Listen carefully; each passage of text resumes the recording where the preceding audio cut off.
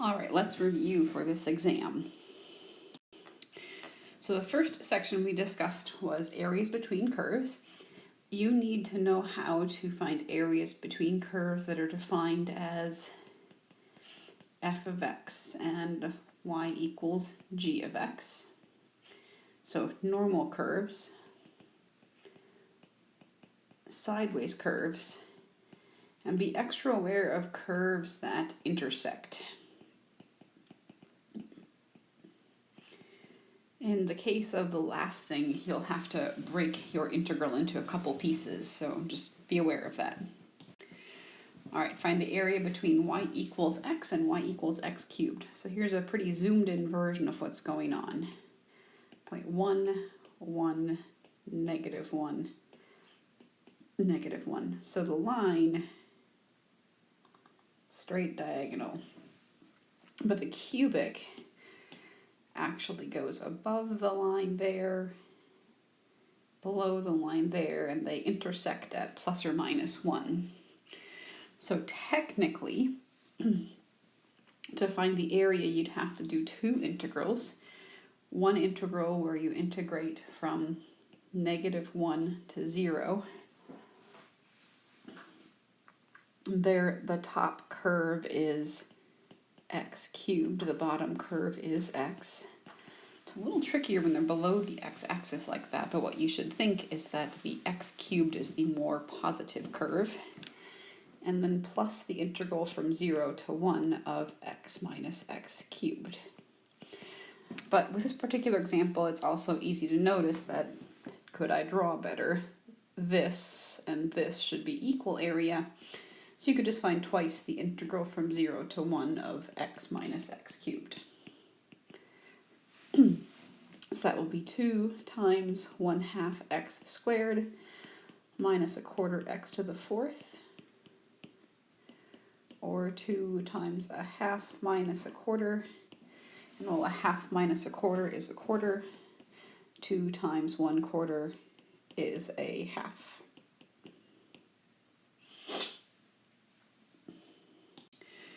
Next, suppose you have some sideways curves.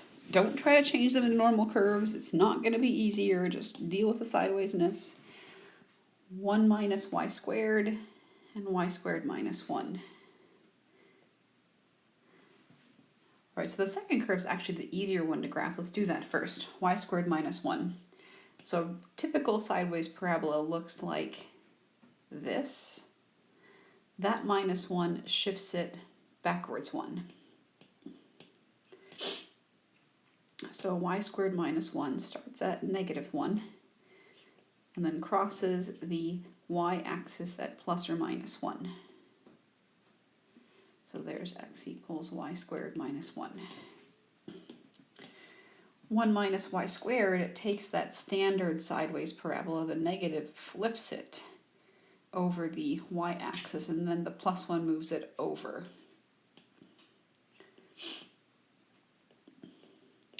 And that curve will also cross the y-axis at plus or minus 1.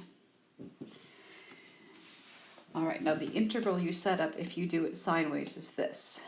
So the area will be given by the integral from a lowest y value of negative 1 to a highest y value of 1.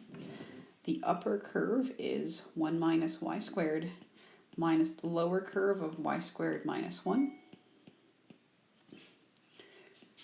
And because we can use symmetry, so you can say twice the integral from 0 to 1, 2 minus 2y squared. And let's take out that 2 before we take the antiderivative.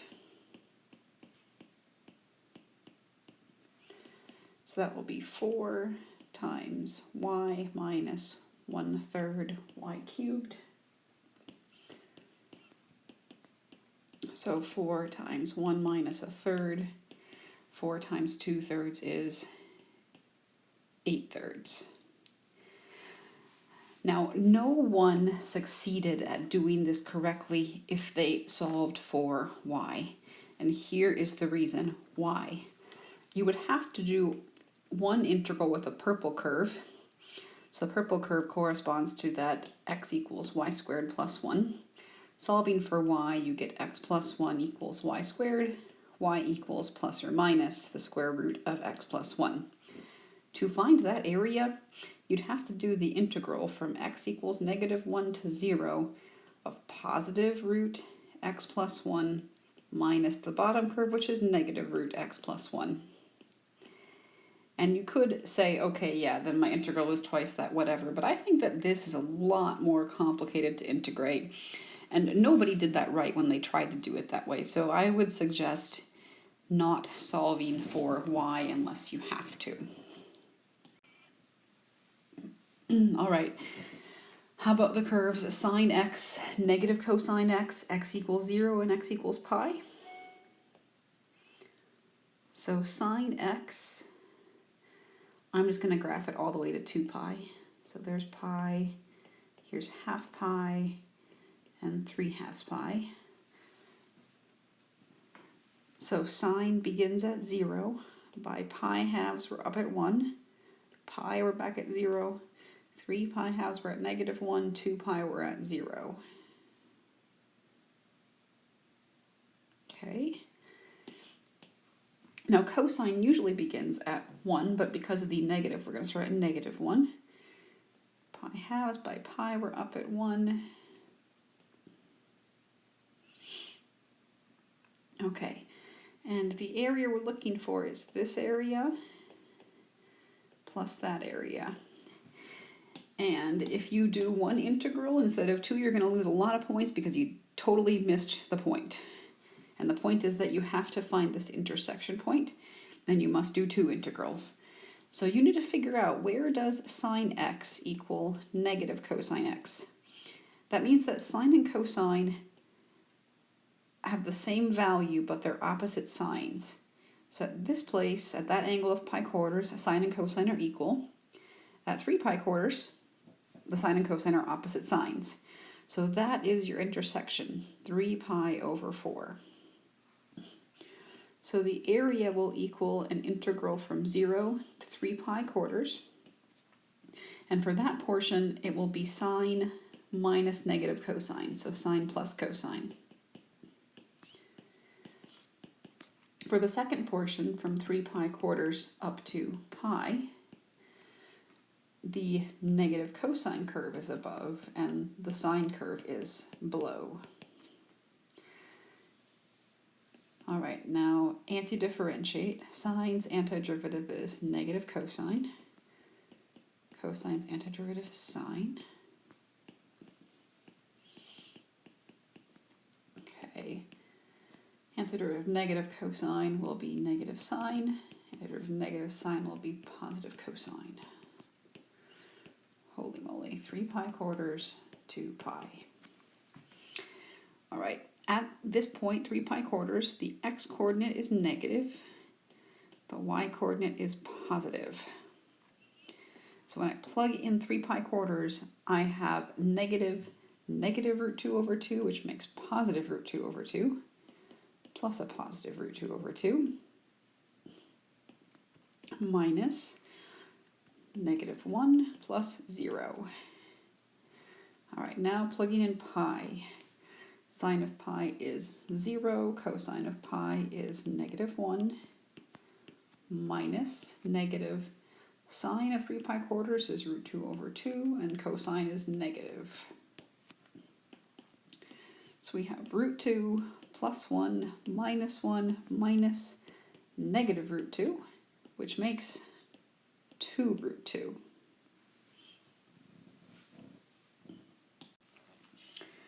All right, then we had volumes.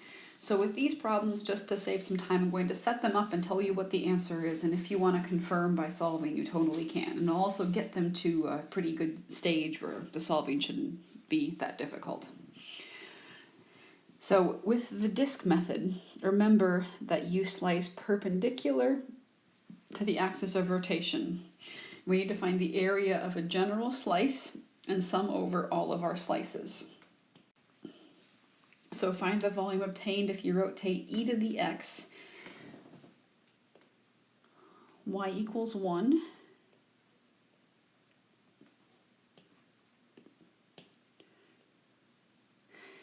x equals 0, and x equals 2. about the x-axis.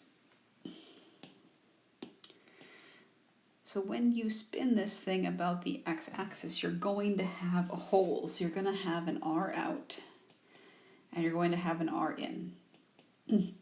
Now r out is the distance from axis of rotation up to your curve. That will be e to the x. R in, distance from axis of rotation to inner curve, is always 1. So remember here that the volume is an integral from a to b, a of x, where a of x is the area of a slice. In this case, a of x is pi r out squared minus pi r in squared. So we'll have pi integral 0 to 2.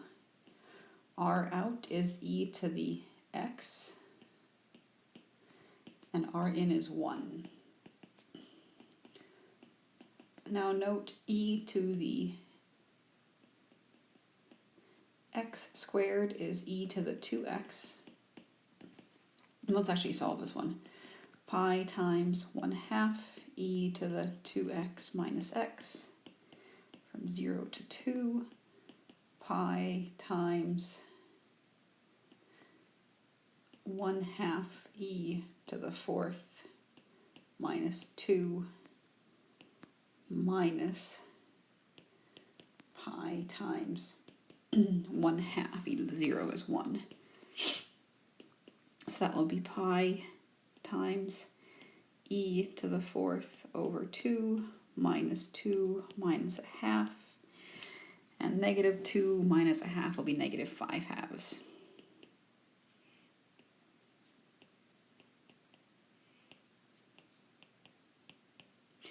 If you'd like, you could write that as pi over 2 times e to the 4th minus 5.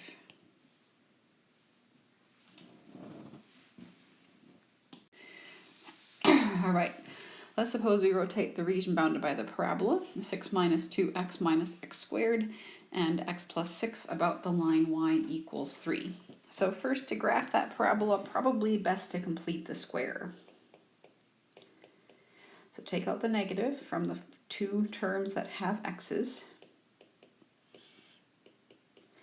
and then figure out what you have to add to compensate. Now the pattern is you add half of the x's coefficient squared, so we're going to add a 1, but because of that negative, we've actually added a negative 1, and you must compensate by adding 1. So you have negative quantity x plus 1 squared plus 7.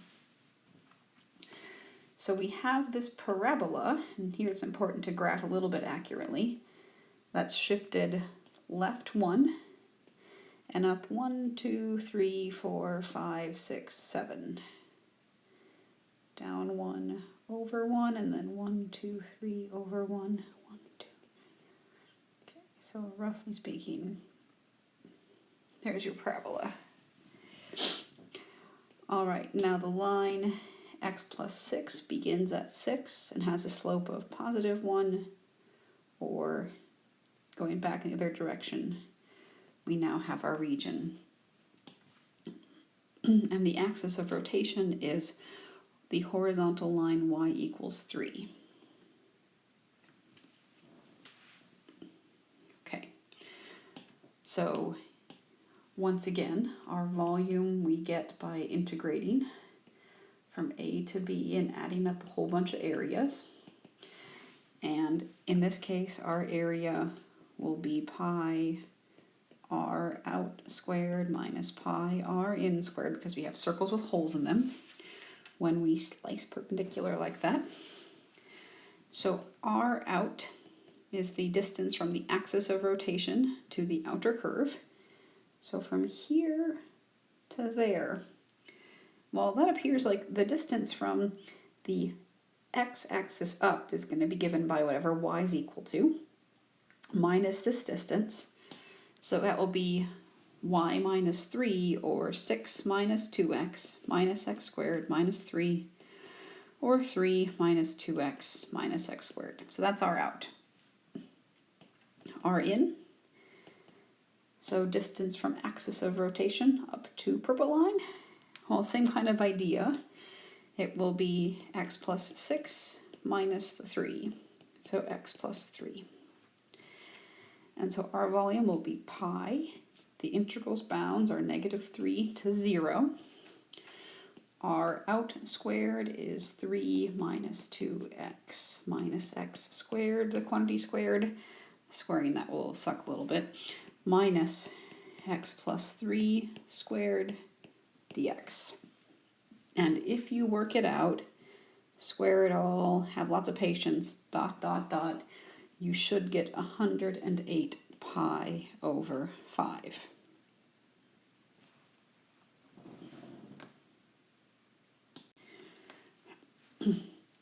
All right, what if we rotate the region bounded by y equals x squared and x equals y squared about the vertical line x equals -1?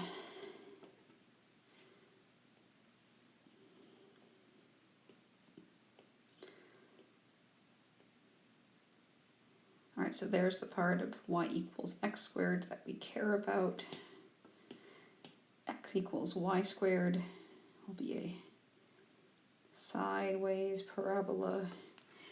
And we're going to spin this about the line x equals -1.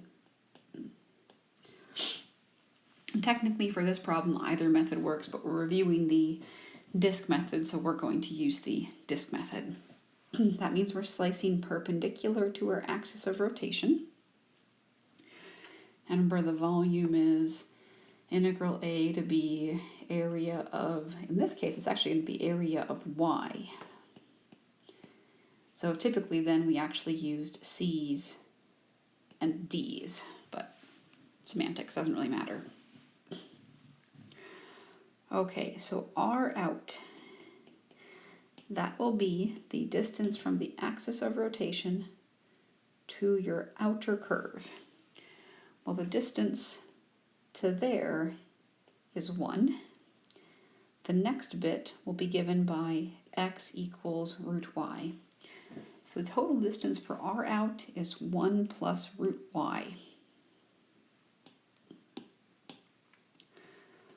R in, distance from axis of rotation to the inner curve, that will be 1 plus y squared. And your slices begin at a y value of 0. They end at a y value of 1. We'll have pi times the quantity r out squared, 1 plus root y squared, minus 1 plus y squared, squared, dy. And if you work that all out, and you're very, very careful, and you watch your parentheses and negative signs, you should get 29 pi over 30.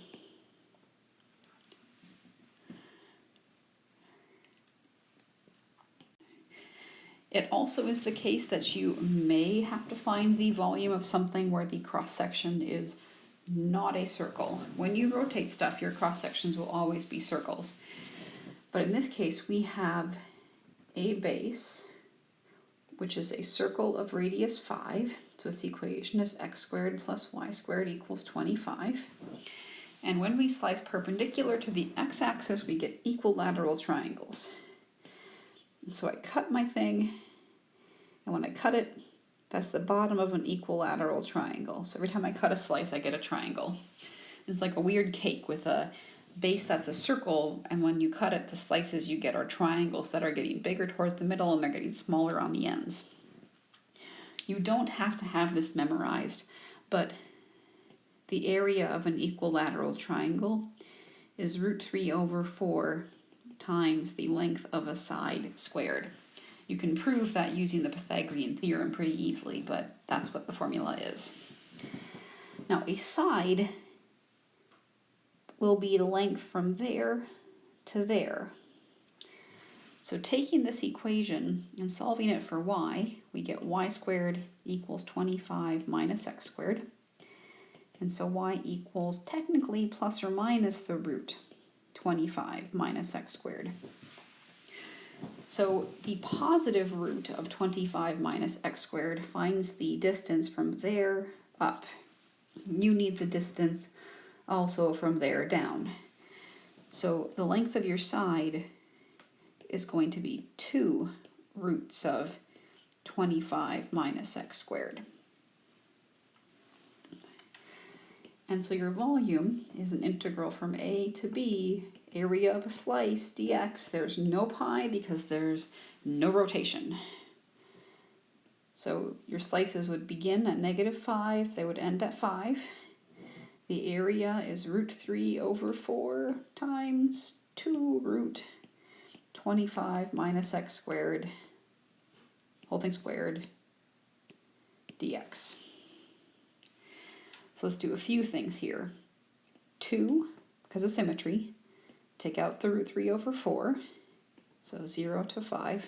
Square, making this a 4 and killing the square root sign. Now we just have 2 root 3, integral 0 to 5, 25 minus x squared dx. I assume you can get it from there. The answer will be 500 root 3 over 3.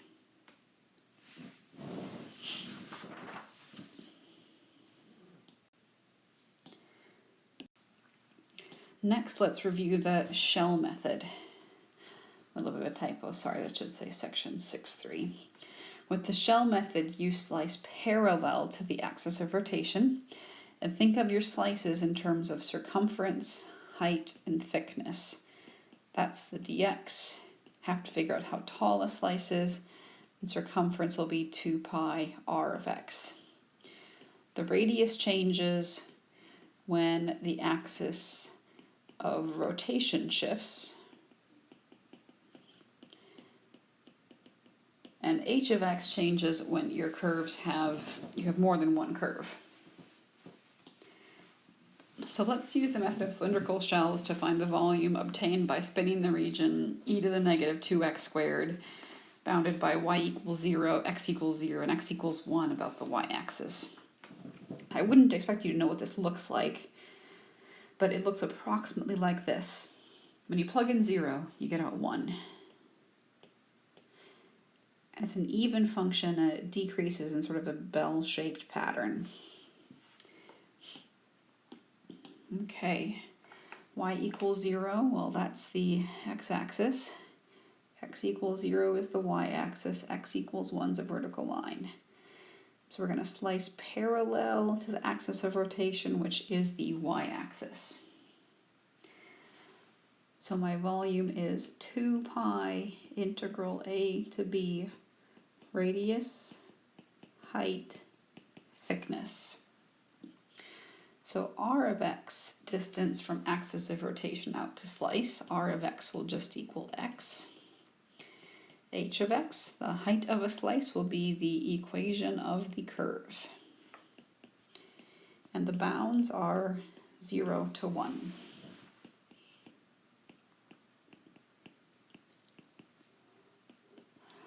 All right, and I think the way to proceed here, I'll do this integral because it's a little bit more complicated, is to do a u substitution. Let u equal negative 2x squared. Du is negative 4x dx. Negative 1/4 du equals x dx. If x is 0, u is 0. And if x is 1, u will be negative 2. So 2 pi over negative 4 from that negative 1/4. 0 to negative 2 e to the u du. Now remember, to flip the bounds, you negate the integral, which will take off that negative sign and make it into positive pi over 2 integral negative 2 to 0 e to the u du. It just feels wrong to have an upper bound that's greater than a lower bound. So we have the antiderivative of e to the u is e to the u. So e to the 0 is 1,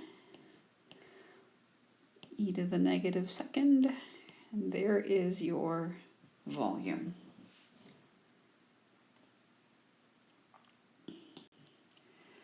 All right, use the method of cylindrical shells to find the volume obtained by rotating the region bounded by x equals 1 plus y squared.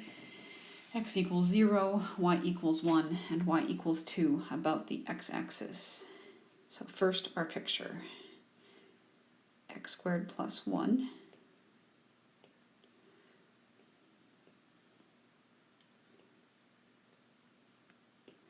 say sideways, x equals y squared plus 1 is a sideways parabola. The other bounds are x equals 0, which is the y-axis, y equals 1, and somewhere up here, y equals 2. So we're going to spin about the x-axis, slice parallel. Let's discuss briefly why discs wouldn't work for this, or if they do work, they're going to suck. So for this part, your r out and r in are constant until you hit that point, and then all of a sudden r out is that purple line and r in is the black line. So you have to do the disc method as two integrals, which would be a huge pain in the butt, and most people that try to approach it via that method don't do it right. So I would suggest avoiding solving for y if you can. All right, so my volume, 2 pi integral c to d, radius, height. This time they're functions of y. You can tell because your slices are little bitty delta y's. I put delta, but d. Okay. So radius, distance from axis of rotation up to curve, that's just going to be y. So r of y is just y. H of y is just the height of the curve, 1 plus y squared. And the y values are 1 and 2.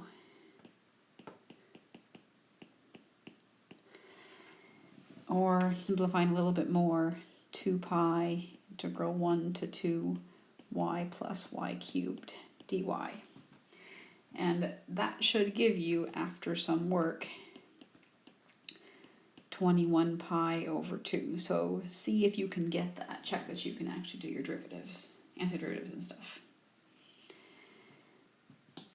All right, next let's talk about one where the axis of rotation is not an x or y axis, and look at how that changes stuff.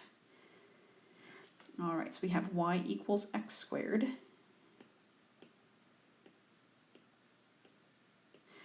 Goes through the point 0, 0, 1, 1, and 2, 4.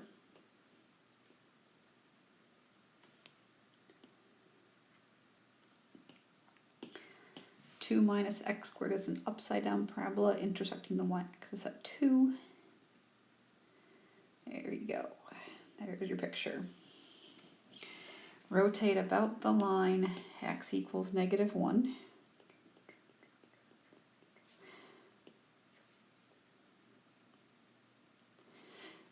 So there's my axis of rotation, and we're using cylindrical shells, so we're going to slice parallel to that axis of rotation. So notice your slices are little delta x's, so your volume's going to be 2 pi integral a to b r of x h of x dx. Okay, h of x is easy. Top curve minus bottom curve. The top curve is 2 minus x squared. The bottom curve is x squared. H of x is 2 minus 2x squared. The height. The blue curve is taller. The black curve is shorter. Taller minus shorter. All right, now the radius. Distance from axis of rotation out to random place. Well, suppose we have that slice over there. That'd be 1 plus x. And let's see if that also works for negative x's. So like if you plugged in x equals -1/2, that's a distance of 1/2 away from the axis of rotation. And 1 plus -1/2 does equal 1/2. So 1 plus x is the radius. Hence your volume will be 2 pi integral from -1 to 1, 1 plus x times 2 minus 2x squared. Before proceeding, I would suggest factoring out the 2 from here making that 4 pi integral negative 1 to 1 plus x times 1 minus x squared. And unfortunately, there's no symmetry. You just have to multiply it together and be patient and add your fractions correctly. When you do that, you should get 16 pi over 3.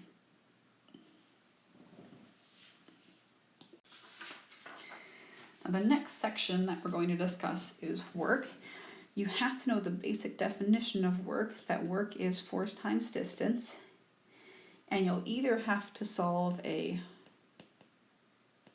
Hooke's law problem about a spring, or you're going to have to do something with a chain of some sorts, or a rope or something like that. So first, basic thing. How much work is done in lifting a 20-pound weight 6 feet off the ground? So work equals force times distance. The force is 20 pounds. The distance is 6 feet. The work is 120 foot-pounds.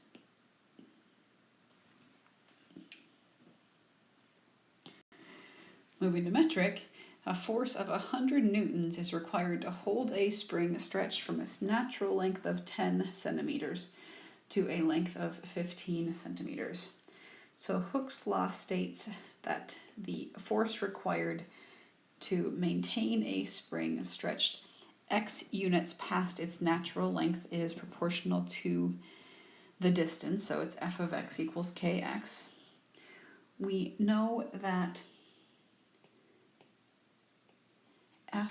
so 15 centimeters is 5 centimeters past rest. And 5 centimeters is 0.05 meters. So we know when we plug in 0.05 into this equation, we get 100. Plugging 0.05 in, that's k times 0.05 equals 100. And 100 divided by 0.05 is 2,000. So k will equal 2,000. So my force equation is 2,000x. Now, to stretch the spring from 15 centimeters to 20, that's 5 centimeters past rest to 10 centimeters past rest. And to compute the work needed, you have to add up all these individual forces. So the work will equal an integral from 0.05 up to 0.1 of 2,000x dx. So that's 1,000x squared evaluated from 1/20 to 1/10. 1 over 100 minus 1 over 400, which is the same thing as 4 over 400 minus 1 over 400, which is 1,000 times 3 over 400. Let's cancel some zeros and we get 10 times 3 over 4. So 30 divided by 4, which will be 15 over 2.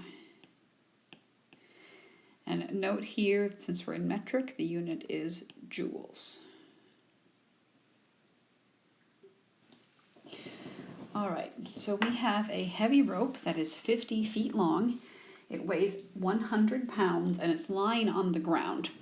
How much work is done in pulling the rope so that it hangs completely stretched out? So you have your rope in a pile down there and you're pulling it up.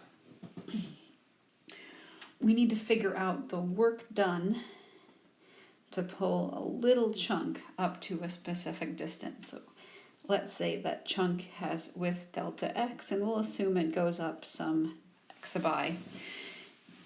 For this particular example, doing this isn't any different than having a rope hanging over the edge of a building and pulling the entire thing up. But if you only pulled up half of the rope, for this example, the bottom half doesn't move, so no work is done. But remember, there was an example where he pulled a rope that was hanging over the building halfway up, and the first half moved a variable distance and the second half moved a specific distance. You actually had to add that work on. You wouldn't have to do that for this one. All right, so first let's find the force on a slice. Well, we know we have delta x feet. We need to know how much that weighs. Well, it weighs 100 pounds for 50 feet. So 100 pounds over 50 feet, that's 2 pounds per foot. So my force on a slice is 2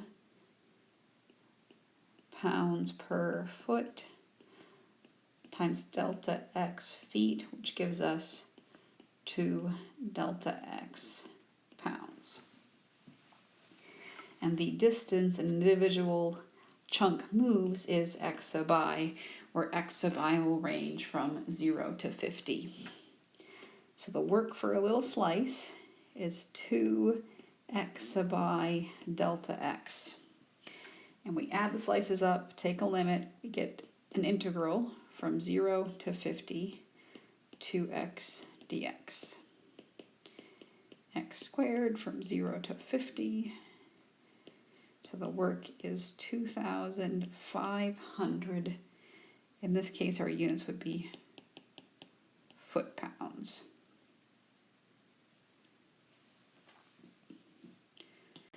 All right, the next topic that was a welcome break from all the super challenging ones was average value. This finds the average y value of a function, and it's given by 1 over b minus a, integral a to b, f of x dx. So the integral kind of adds up all the y values, and the 1 over b minus a does a little bit of the whole dividing by how many business that you would traditionally associate with an average. So let's find the average value of the function 1 over root x on the interval from 1 to 4. And then let's find the value of c where the average value equals the function value. So f_av will be 1 over b minus a, integral a to b, f of x dx. So 1 over 4 minus 1, integral 1 to 4, 1 over root x dx. Now, just because something's in the denominator does not mean its antiderivative is natural log. That's only true if the thing in the denominator is to the power of -1. This is to the power of -1/2. So you use the reverse power rule. The antiderivative of x to the -1/2 is x to the 3/2 times 2/3, evaluated from 1 to 4. So 2/9 times 4 to the 3/2 minus 1. And 4 to the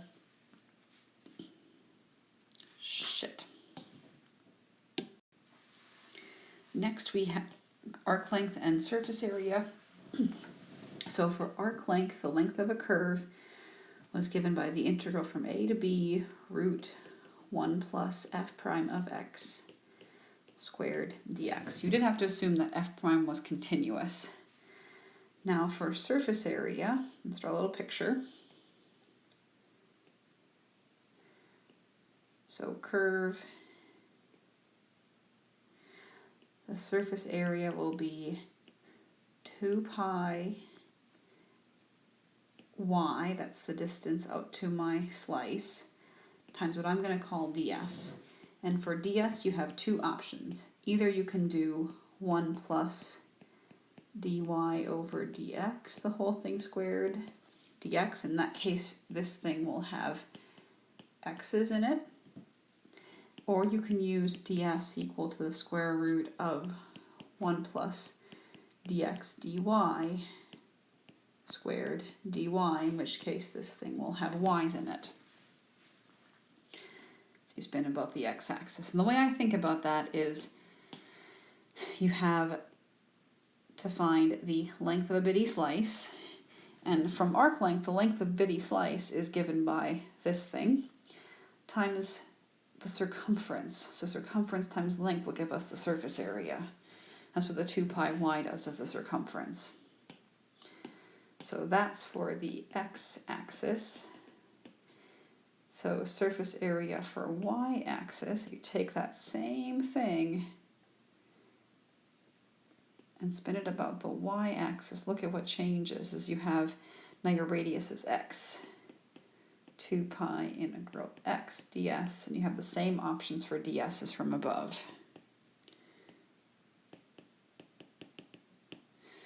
So circumference times length of slice.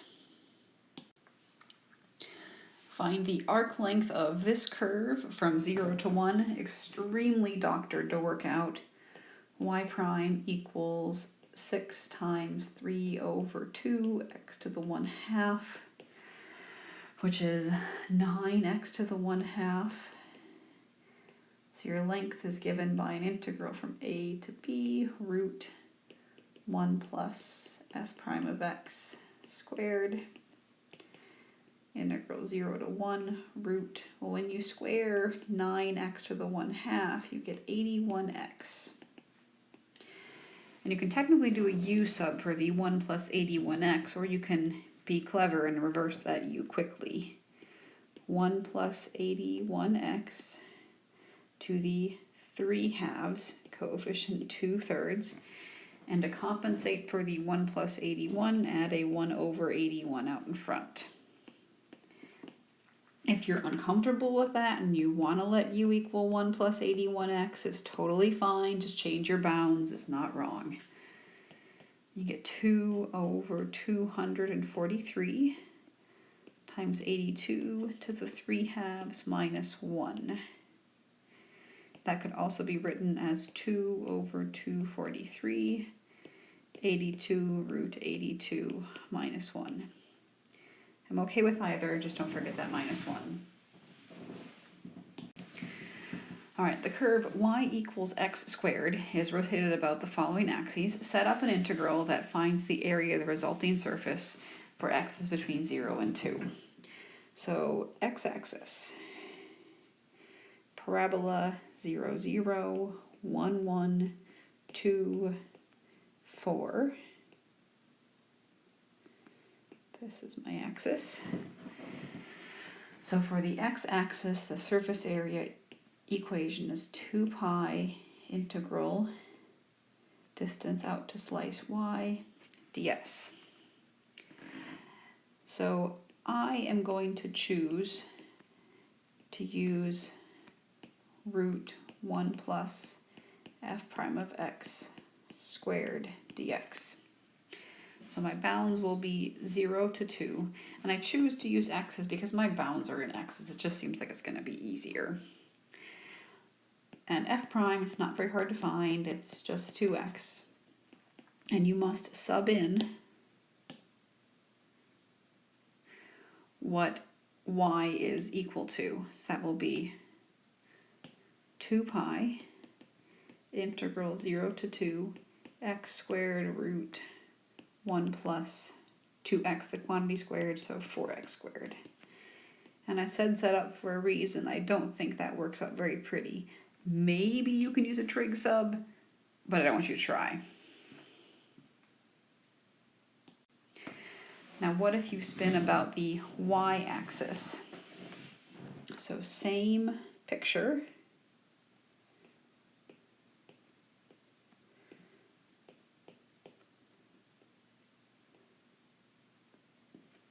Rotation about the y. So my surface area then is 2 pi integral x ds, because I need my distance out to my slice times the length of my slice.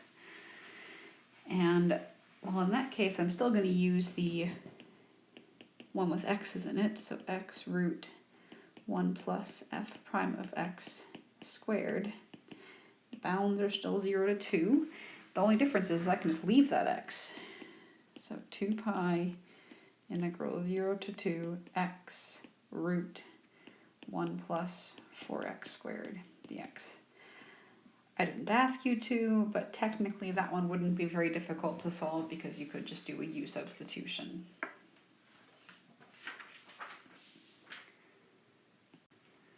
And the last thing we have to review, last two things, are centers of mass, so centroids, and fluid pressure and force.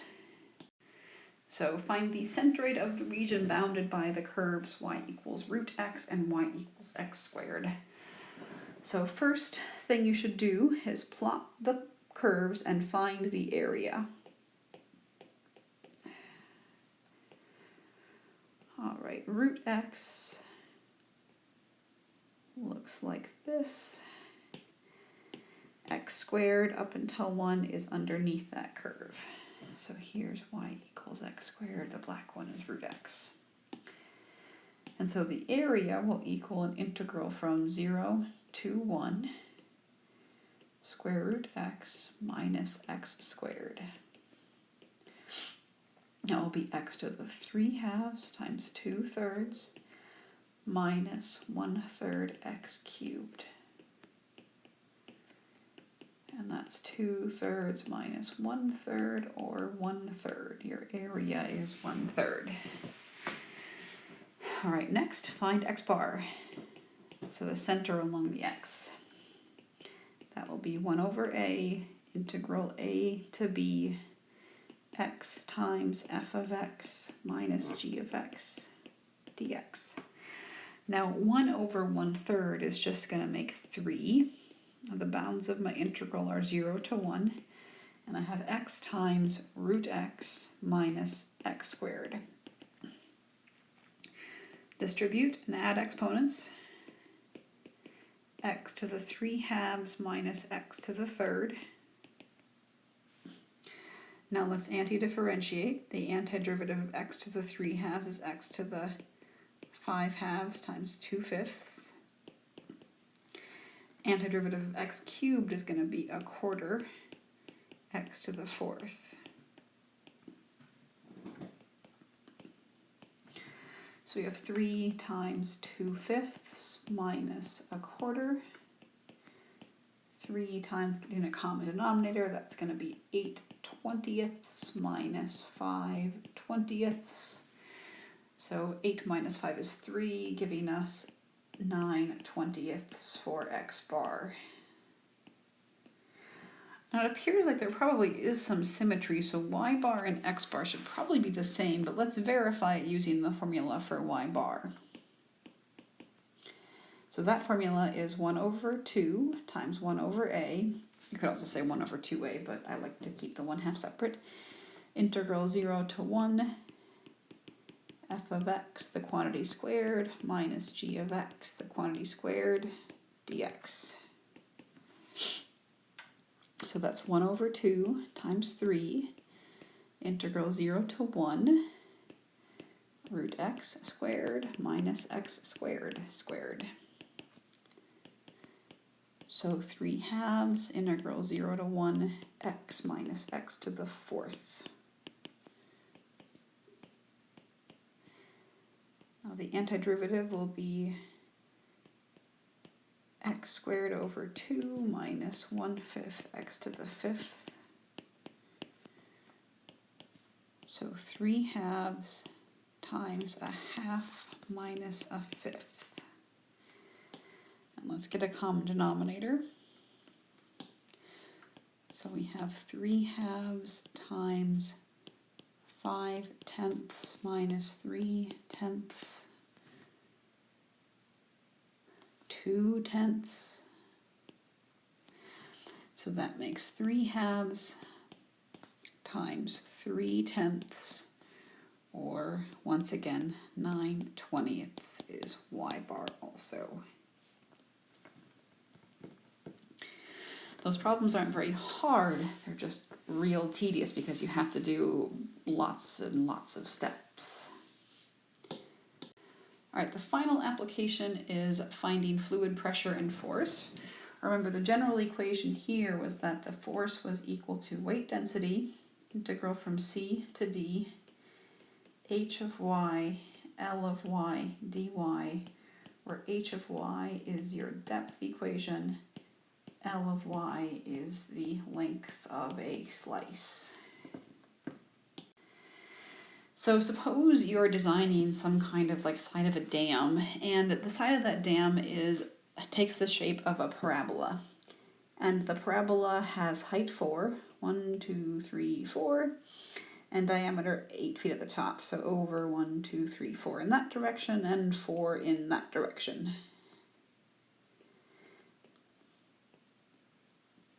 And you want to find the hydrostatic force on this particular side of a trough, tank, dam, whatever thing.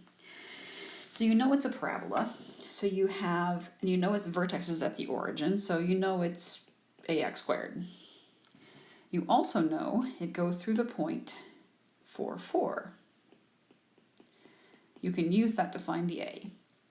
So 4 equals a times 4 squared. 4 equals 16a. A is a quarter.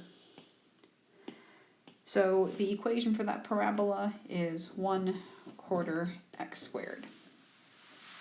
Okay, we're going to need that, so let's just put that in your back pocket for a second.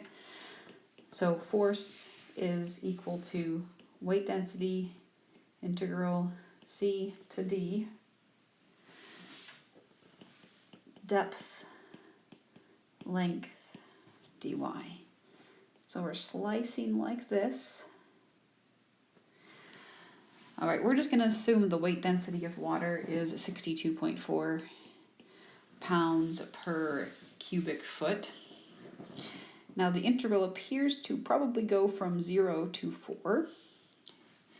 Now h of y, well, it looks like just distance up to slice is just going to be, we need depth actually, so depth from the top. So how far down are you from the water level? Well, this is y. Total distance is 4. Looks like the part we need, so that part right there, that part's going to be 4 minus y. And now L of y, that will be 2x, because we have, if we solve that equation for x, we get that half of the parabola. So 4y will equal x squared, and x will technically equal plus or minus root 4y, or plus or minus 2 root y. So in that case, your length equation is 2 times 2 root y dy. Okay, multiplying this 4 by that 62.4 gives me 246.9. Got the integral from 0 to 4 of 4 minus y times root y dy.